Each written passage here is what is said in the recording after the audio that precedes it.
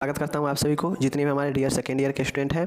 तो आज आपका फोर्थ पेपर होता है चाइल्ड हेल्थ नर्सिंग। तो इसका वीडियो लेकर आ चुके हैं। यूनिट नंबर 2 से प्रश्न लिया गया है और यह वीडियो नंबर 5वां है चाइल्ड हेल्थ का। ओके, तो यह यूनिट नंबर 2 से है, लिया गया है। तो आप लोग को चलिए मैं आपको यहाँ पे बहुत शानदार 2 प्रश्न दिखाऊँगा, या यूँ कहा जाए तो एक ही प्रश्न है। अगर लॉन्ग में आपसे पूछा जाएगा तो एक ही प्रश्न होगा, अगर शॉर्ट में पूछा जाएगा तो 2 प्रश्न होगा। ठीक है, हिंदी इंग्लिश दोनों में दिया गया है PDF। तो चलिए आप लोग देखिएगा, पहले वीडियो देखिए, समझ में आएगा, फिर आप एक बार PDF पढ़ लीजिएगा तो आपको रिवीजन और याद एक साथ हो जाएगा। ओके, चलिए सबसे पहले चीज़ें है, देखिए यहाँ सबसे पहले चीज़ें है, आपसे एग्जाम में पूछेगा कि स्तनपान के लाभ और स्तनपान के हानियाँ बताएं, यानी स्तनपान के लाभ और कठिनाइयाँ बताएं। ये प्रश्न आपसे पूछ सकता है। ठीक है, और कभी कभी पूछ सकता है कि स्तनपान को प्रभावित करने वाले कारकों को स्पष्ट कीजिए। ठीक है, लेकिन ज़्यादातर अगर आपसे क्वेश्चन पूछा जाएगा तो स्तनपान के लाभ पूछा जाएगा, एक क्वेश्चन होगा शॉर्ट में, या फिर आपसे अगर कठिनाई पूछा जाएगा तो कठिनाई होगा एक क्वेश्चन। ठीक है,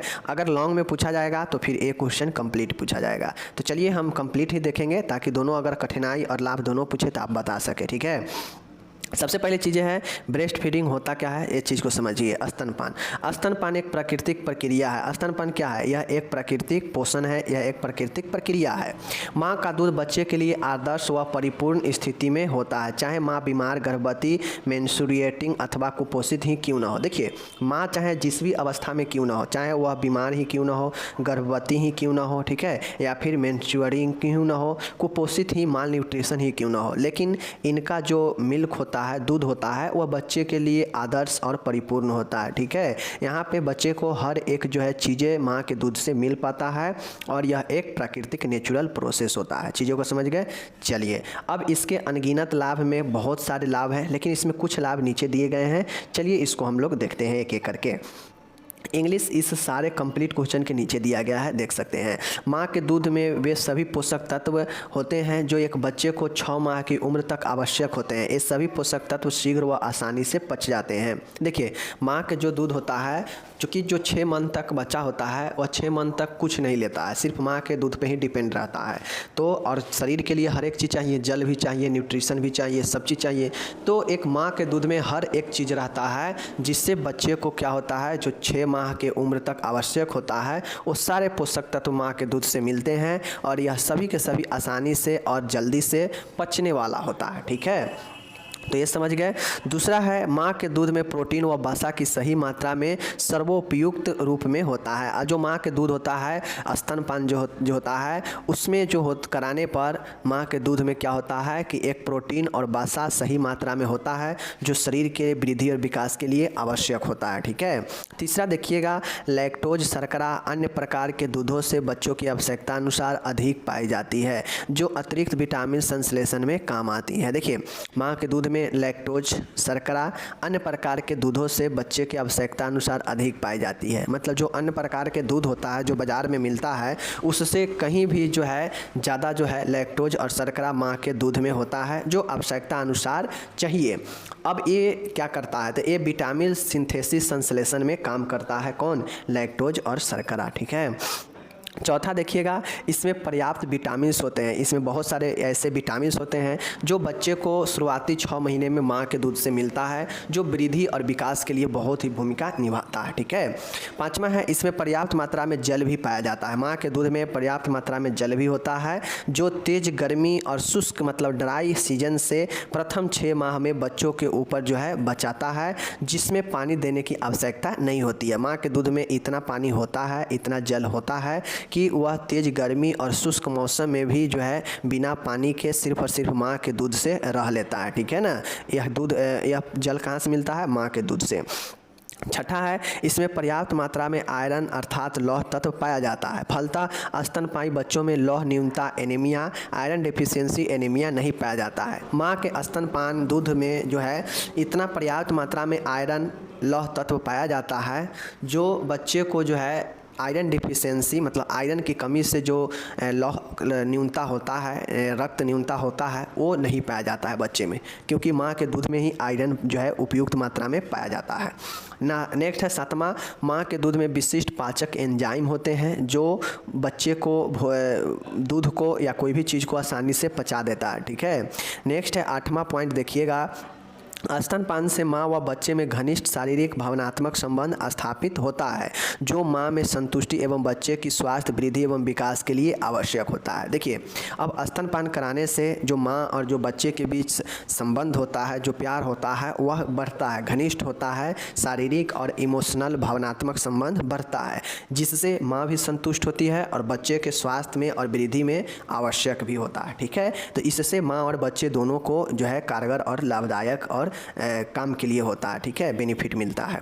9वां पॉइंट देखिएगा यहाँ पे, माँ का दूध शिशु को उचित तापमान पर ताज़ा, स्वच्छ व जीवाणु रहित अवस्था में मिलता है। चूँकि यह सीधे शिशु के मुख में जाता है, अतः यह बच्चे कम बीमार होते हैं। अब अगर बाहरी दूध अगर आप कोई पिलाते हैं तो पहले उसको मिलाएंगे, उसको बहुत प्रोसेस करना पड़ता है, तो उसमें संक्रमण होने का खतरा रह सकता है। लेकिन जो माँ का दूध होता है वह डायरेक्ट माँ के निपल से निकलकर बच्चे के मुंह में जाता है, तो इसमें कोई थर्ड वे रहता नहीं है, थर्ड रास्ता रहता नहीं है जिससे संक्रमण हो सके। तो ये संक्रमण यानी बीमारी से भी बचता है बच्चा यहाँ पे। और साथ में माँ का जो दूध होता है इसको कोई गर्म करने का या स्वच्छ करने का जो है बात ही नहीं होता है, क्योंकि जो आवश्यक तापमान बच्चे को चाहिए जितना, और जो स्वच्छ चाहिए, जो जीवाणु रहित चाहिए, वह मिल जाता है माँ के दूध से। ठीक है, चलिए, माँ का दूध तैयार करने के लिए कोई भी श्रम, ईंधन और समय की आवश्यकता नहीं होती है। माँ के दूध के लिए क्या कोई ईंधन की आवश्यकता पड़ती है? अब जैसे आप अगर बाहरी दूध देंगे तो उसे गर्म करेंगे पहले, तो उसके लिए आपको गैस का, ईंधन का जरूरी पड़ेगा, समय लगेगा। लेकिन माँ के दूध में ऐसा कुछ नहीं है, न श्रम ईंधन लगेगा और न ही समय की आवश्यकता होती है। ठीक है, चलिए, जब बच्चे का ज़रूरत हो माँ स्तनपान करा लेती है।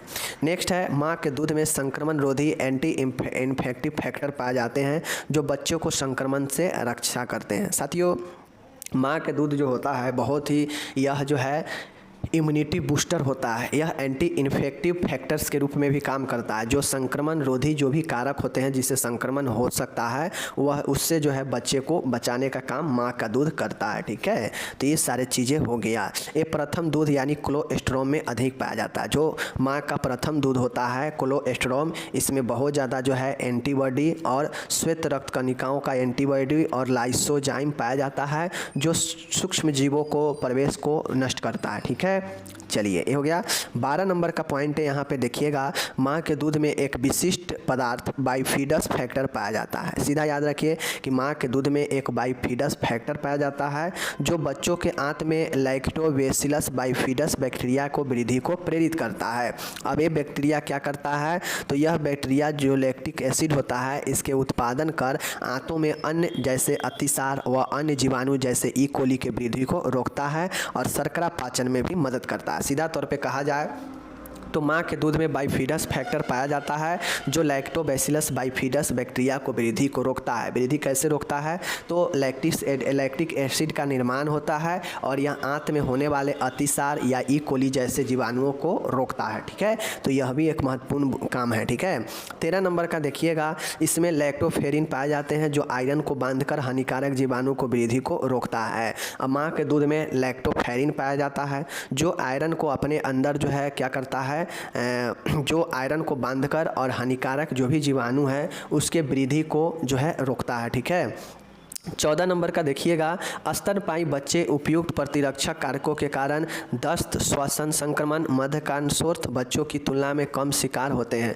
तथा संक्रमण का शिकार होने पर यह शीघ्र पुनः स्वस्थ हो जाते हैं। अब आप लोग को पता होगा कि जो छोटे शिशु होते हैं वह 4-5 साल के बच्चे की तुलना में संक्रमण होगा भी तो जल्दी स्वस्थ हो जाता है, लेकिन ऐसे बच्चे में प्रतिरक्षा कारक या दस्त या श्वसन संक्रमण या मध्यकान शोथ जो है वह जो है बोतल फीडिंग जो करता है, बोतल से जो लेने वाला बच्चा, देखिए एक स्तनपान जो माँ के दूध लेता हो और एक वहीं पर शिशु हो जो बोतल से लेता हो, बोतल से फीडिंग करता हो, तो दोनों में आकाश पाताल के अंतर होगा। जो माँ के दूध लेगा उसके अंदर बीमारी कम होगा, नहीं होगा, वह मानसिक रूप से मजबूत होगा। वहीं पे जो बोतल फीडिंग कराती होगी माँ, जो बोतल से दूध पिलाती होगी अपना दूध ना पिला के, तो उसका बच्चा ऑटोमेटिक कमज़ोर होगा, बहुत सारे बीमारी से ग्रसित हो सकता है। तो यही जो चीज़ें हैं लाभ और हानि है। ठीक है, नेक्स्ट है 15 पॉइंट देखिएगा, स्तनपान के प्रसवों उपरांत होने वाला स्राव जल्दी रुकता है, जिससे माता में गर्भाशय प्रत्यावर्तन शीघ्र होता है व माता को समान संदर्भ पुनः प्राप्त होता है। साथियों, जो स्तनपान कराती है महिला, उसका प्रसव के बाद, डिलीवरी के बाद जो ब्लीडिंग होता है वह जल्दी रुक जाता है। जो महिलाएं नहीं कराती है स्तनपान, उसका ब्लीडिंग जो है, रक्तस्राव जो है देरी से रुकता है और ब्लीडिंग ज़्यादा होने से उसके शरीर का जो रौनक, जो सौंदर्य होता है वो ख़त्म हो जाता है। लेकिन जो महिला स्तनपान कराती है उसका ब्लीडिंग जल्दी रुक जाता है, रक्तस्राव, जिससे उसका सौंदर्य, ब्यूटी जो है पुनः जल्दी प्राप्त हो जाता है। ठीक है, चूँकि जानते हैं ब्लीडिंग होने से शरीर का रौनक गायब हो ही जाता है। ठीक है ना। 16 नंबर देखते हैं, स्तनपायी महिलाओं में, ठीक है, स्तन व अंडाशय कैंसर की जो है संभावना कम रहती है। जो महिला स्तनपान कराती है, एक तो उसमें सबसे महत्वपूर्ण है स्तन कैंसर होने का खतरा कम रहता है। ठीक है, और एक अंडाशय कैंसर भी, ओवरी कैंसर भी होने का खतरा कम रहता है। ठीक है, और जो नहीं कराती है उनको ये सब खतरा ज़्यादा होता है। ठीक है, और 17 है और आखिरी नंबर का है, यह प्राकृतिक गर्भ निरोधक का उपाय है जिससे हम लोग लैक्टोशनल एमनोरिया लैम्प बोलते हैं। ठीक है, यह जो है प्राकृतिक रूप से गर्भ निरोधक का भी काम करता है। चीज़ों को समझ गए। ये मैंने 17 पॉइंट आपको बता दिया। 17 में आपको जितना याद हो, 17 को 20 भी बना सकते हैं और 17 को आप 10 भी बना सकते हैं। ये आपके ऊपर निर्भर करता है। समझ गए चीज़ को। चलिए अब हम लोग यहाँ पे इंग्लिश इसका दिया गया है, इंग्लिश वाली इंग्लिश में देखिएगा, डिस्क्रिप्शन में आपको PDF मिल जाएगा। लेकिन मैं ये ज़रूर कहूँगा, एक बार वीडियो को देखकर समझ लीजिए, फिर PDF पढ़िएगा तो उसका मज़ा आपको अलग आएगा। ठीक है, चलिए अब ये क्वेश्चन आता है यहाँ पे कि बैरियर इन ब्रेस्ट फीडिंग, यानी ब्रेस्ट फीडिंग में बाधा या फिर ब्रेस्ट फीडिंग में क्या क्या कठिनाई होती है, समस्या होती है। ठीक है, चलिए देखते हैं। साथियों, स्तनपान के शुरुआती दिनों में कई प्रकार की कठिनाइयों का सामना करना पड़ सकता है। देखिए, जब स्तनपान शुरू होता है ना, तो वहाँ पे कई प्रकार का सामना कर सकते हैं, क्योंकि प्रथम जब डिलीवरी होने के बाद बच्चे को जब दूध पिलाना होता है तो उस समय बहुत सारे दूध जो है इकट्ठा रहते हैं स्तन में, तो इस प्रकार से जो है वहाँ पे पेन, दर्द हो सकता है। ठीक है, वो टाइट हो सकता है स्तन। ठीक है, तो बहुत सारे दिक्कत हो सकता है, दर्द हो सकता है। तो यही है कि स्तनपान के शुरुआती दिनों में कई प्रकार के कठिनाइयों का सामना करना पड़ सकता है। खासकर प्रथम बार स्तनपान कराने वाली माताओं में कुछ मुख्य कठिनाई निम्न प्रकार होती हैं, जिन्हें नर्स का व्यावसायिक सलाह से अधिकांश को हल किया जा सकता है। साथियों, स्तनपान शुरुआती समय में बहुत कठिनाई होता है, खासकर उनको बहुत कठिनाई होता है जो प्रथम बार जो है अपना स्तनपान कराने की सोच रही है। पहले कभी जो है बच्चे को जन्म नहीं दी है तो स्तनपान नहीं कराई होगी, तो अगर प्रथम बार उस कराने के लिए उसको हो रहा है तो उसको थोड़ा ज़्यादा दिक्कत होता है, ज़्यादा कठिनाई होती है, जो निम्न प्रकार है। अब इन जो भी कठिनाई होगा, इसको नर्स के प्रोफेशनल सजेशन, सलाह से, व्यावसायिक सलाह से वह अधिकांश को हल किया जा सकता है। कोई भी समस्या होगा तो उसके अधिकांश समस्याओं को नर्स के सलाह से ठीक किया जा सकता है स्तनपान की। ठीक है, चलिए हम लोग नेक्स्ट में देखते हैं। प्रथम पॉइंट है यहाँ पे प्रारंभिक स्तन समस्या, प्रारंभिक ईयरली, ठीक है ना, अर्ली ब्रेस्ट इंगोर्जमेंट। ठीक है, अर्ली ब्रेस्ट इंगोर्जमेंट होता है कि प्रारंभिक स्तन से जुड़ी हुई समस्या। पहला पॉइंट यही है।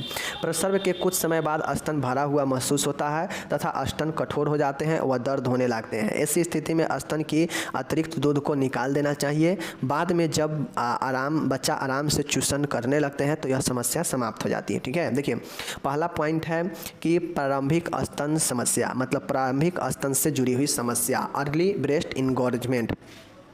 अगर यह चीज़ें प्रसव के डिलीवरी के कुछ समय बाद अगर स्तनपान कराने जा रही है कोई महिला, तो उसको स्तन पूरा भरा हुआ महसूस होगा और टाइटनेस होगा, कठोर होगा, तो इस कारण से उसको दर्द हो सकता है। बच्चे को चूसन करेगा तो दर्द हो सकता है।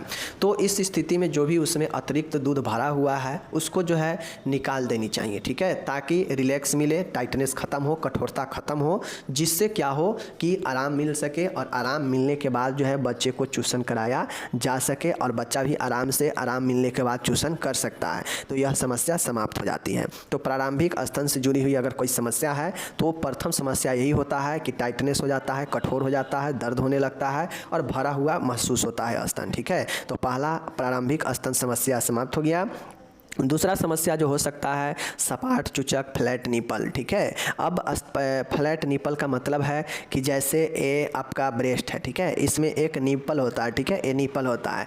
अब मान गए निपल अगर थोड़ा सा उभरा हुआ है तो ठीक है, आसानी से बच्चा उसको अपने जो है चूसक करने लगेगा, सक्शन करने लगेगा। ठीक है, लेकिन अगर यह फ्लैट है, इसमें ब्रेस्ट के साथ चिपका हुआ है, तो फिर दिक्कत होगा बच्चे को भी। समझ गए ना। तो फ्लैट यानी सपाट अगर चुचक चूचक होगा, निपल होगा तो दिक्कत होगा, समस्या आएगा।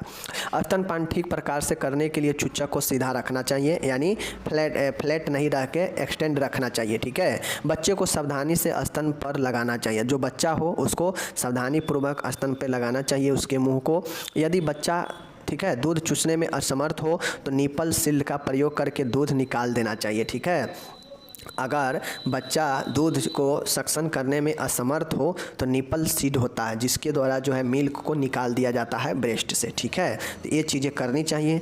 स्तन को मुलायम रखने के लिए दूध को निकाल देना चाहिए। अगर आपका बच्चा फ्लैट है, आपका स्तन फ्लैट है या किसी का भी स्तन अगर फ्लैट है और उस कंडीशन में वह ब्रेस्ट फीडिंग नहीं करा पा रही है तो उसमें मिल्क को स्टोर करके नहीं रखना चाहिए, क्योंकि इससे समस्या हो सकता है, ठीक है। बच्चा को भी समस्या होगा क्योंकि उसको बाद में स्टोर दूध ही मिलेगा और महिला को भी प्रॉब्लम होगा, इसलिए मुलायम रखना चाहिए और दूध निकाल देना चाहिए। अगर दूध निकालना है तो निपल सीड का प्रयोग करना चाहिए। ब्रेस्ट को बच्चे को सावधानी से लगाना चाहिए, ठीक है। स्तनपान ठीक प्रकार से करने के लिए चूचक निपल को सीधा रखनी चाहिए। तो ये जो है दूसरा समस्या फ्लैट निपल का होता है, ठीक है, समझ गए। चलिए तीसरा देखिएगा, यहाँ पे सोर निपल है, ठीक है, मतलब दर्द युक्त सोर निपल का मतलब होता है कि घाव वाला निपल, ठीक है ना, घाव वाला। बच्चे द्वारा सही स्थिति में स्तनपान नहीं करने से चूचक छिल जाते हैं, जिससे उनमें तीव्र दर्द होता है। यह निम्न कारणों से होता है। अगर दर्द युक्त, ठीक है ना, सोर निपल दर्द युक्त चूचक, अगर बच्चा स्तनपान सही से नहीं कर रहा है तो इस कंडीशन में क्या होगा कि उसके जो निपल होंगे वो छिल जाते हैं और इस कंडीशन में तीव्र दर्द होता है, एक्यूट पेन होता है, जो निम्न कारणों से होता है। तो कौन कौन से कारण हैं, चलिए देखते हैं। पहला देखिएगा फॉल्टी सक्सिंग टेक्निक, मतलब दोषपूर्ण चूसन तकनीक, मतलब गलत तरीके से जो है बच्चे को निपल जो है चूसने का तकनीक है। चपटा फ्लैट निपल, ठीक है, भरे हुए इनगोर्मेट ब्रेस्ट भरे हुए। उसके बाद है दोषपूर्ण अवस्था में चूसन, मतलब सक्सिंग इन ए बैड पोजीशन में। उसके बाद है फिशर ऑफ द निपल, मतलब उस पर जो है दरारें पड़ना यानी फटना निपल पे, ये भी एक समस्या बन सकता है, ठीक है। तो ये जो है हमारा तीसरा पॉइंट जो था वो आपका था कि सोर निपल, सोर मतलब होता है दर्दयुक्त या घाव वाला, ठीक है। तो ये कब होता है, जब सही स्थिति में या फिर सही तरीके से नहीं किया जाए, नहीं निपल पकड़ा जाए तो उसमें क्या होता है, आपके छिल जाते हैं, घाव हो जाते हैं, जिससे तीव्र दर्द होता है और यह सब निम्न कारण से हो सकता है। तो यहाँ पे कारण दिया गया है, देख लीजिए, फ्लैट हो सकता है, भरे हुए हो सकते हैं, दोषपूर्ण तरीके हो सकते हैं, ठीक है, और पोजीशन गलत हो सकता है, ठीक है, और उस पर फिशर हो सकता है। ये सब के सब फिशर पर ब्रेस्ट पर प्रॉब्लम हो सकता है, जिसके कारण से कठिनाई हो सकता है ब्रेस्ट फीडिंग में, ठीक है। चलिए चौथा यहाँ पे आप लोग देखिएगा कि मनोवैज्ञानिक कारण फिजियोलॉजिकल फैक्टर, ठीक है, साइकोलॉजिकल फैक्टर होते हैं। स्तनपान कराने में कुछ मनोवैज्ञानिक कारण भी होते हैं। स्तनपान कराने में मनोवैज्ञानिक कैसे आपको कठिनाई होता है, देख लीजिए। तीव्र दर्द होना, स्ट्रॉन्ग पेन, अगर आपके बहुत ज़्यादा दर्द होता है तो मनोवैज्ञानिक रूप से इच्छा नहीं करता है स्तनपान कराने का, तो यह एक कारण होता है। गुस्सा होना, बहुत ज़्यादा क्रोधित होने से साइकोलॉजिकल प्रेशर पड़ता है फीमेल पर और वह स्तनपान कराना नहीं चाहती है, कठिनाई होती है उसको गुस्सा होने पर, ठीक है। नेक्स्ट देखिएगा, अचानक सदमा आना, अगर अचानक से शौक लगता है तो जाहिर सी बातें हैं, साइकोलॉजिकल मतलब उसका मानसिक संतुलन बिगड़ जाएगा, तो वह बच्चे को पहचानने से मना भी कर सकती है और ब्रेस्ट फीडिंग तो दूर की बात है। निरंतर घबराहट और चिंता भी एक कठिनाई बनता है ब्रेस्ट फीडिंग का, तो साइकोलॉजिकल कारण भी जो है ब्रेस्ट फीडिंग का कठिनाई होता है, ठीक है। तो ये सब आप लोग देख लिए कि क्या क्या कारण जो है साइकोलॉजिकल में हो सकता है। तीव्र दर्द, स्ट्रॉन्ग पेन, गुस्सा आना, अचानक सदमा आना, निरंतर घबराहट और चिंता, ये सब के सब आपके क्या होते हैं, साइकोलॉजिकल जो है कॉज होते हैं, साइकोलॉजिकल फैक्टर होते हैं, ठीक है। पाँचवा में कुछ अन्य समस्या हो सकता है जिसके कारण जो है कठिनाई होगा ब्रेस्ट फीडिंग में, जैसे दूध की मात्रा अधिक व तीव्रता से बनना। अगर कोई ऐसे फीमेल होता है जिसको बहुत ज़्यादा मिल्क प्रोड्यूस होता है, बनता है और वह जो है अधिक हो जाता है, ठीक है, तो ये भी एक कठिनाई का ही बात है, ज़्यादा बनना, ठीक है। उसके बाद शिशु को सक्शन में मुश्किल होना, अगर बच्चे को चूसन में यानी सक्शन करने में निपल को दिक्कत आ रहा है तो ये भी एक समस्या बन सकता है, ठीक है। तो ये जो है आपके, ठीक है। उसके बाद देखिएगा इसको रोकने के उपाय, ठीक है। इसके कठिनाई जो है solution of breast feeding problem, मतलब क्या इसका हल है ब्रेस्ट फीडिंग को समस्या को रोकने का। तो क्या क्या चीज़ें कर सकते हैं देख लीजिए। प्रसव पूर्व देखभाल करना चाहिए, एंटीनेंटल केयर होना चाहिए, सही स्थिति प्रॉपर पोजीशन में बच्चे को रखकर स्तनपान कराना चाहिए।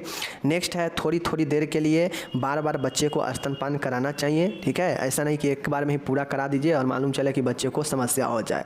उसके बाद है स्तनपान से पूर्व माँ को गुस्से में नहीं होना चाहिए, कुछ मिनट के आराम के बाद ब्रेस्ट फीड देना शुरू करना चाहिए ताकि जो भी प्रॉब्लम हो वो बच्चे में ना आए, ठीक है, या फिर माँ को ना हो, क्योंकि गुस्सा से जो है मिल्क नहीं उतर पाते हैं स्तन में, ठीक है।